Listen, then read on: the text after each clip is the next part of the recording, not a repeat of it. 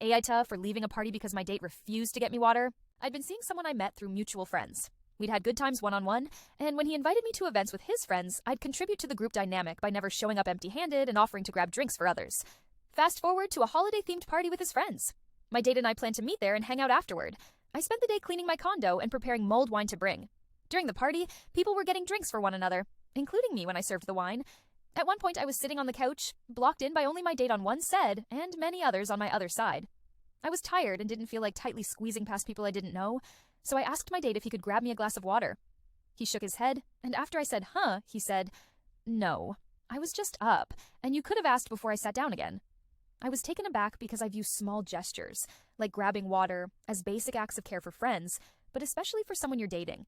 That moment, combined with a long day of preparation, left me feeling drained. Since the party was winding down and I didn't have the energy to engage further, I said my goodbyes and called a ride. My date offered to walk me out and said he felt hurt that I was leaving.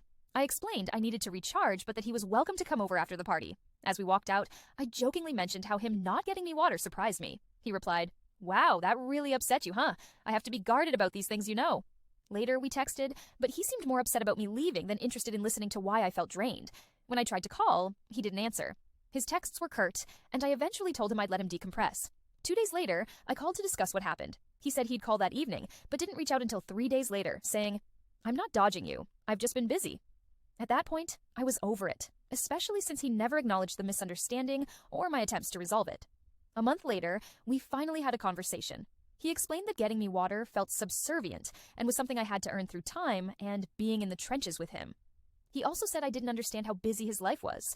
For context, I work multiple jobs. I calmly explained that grabbing water for someone isn't about being subservient, but a small act of kindness. After reflecting, I feel his responses and handling of the situation were disrespectful and indicative of bigger issues. So, is there an asshole here? I appreciate the perspective.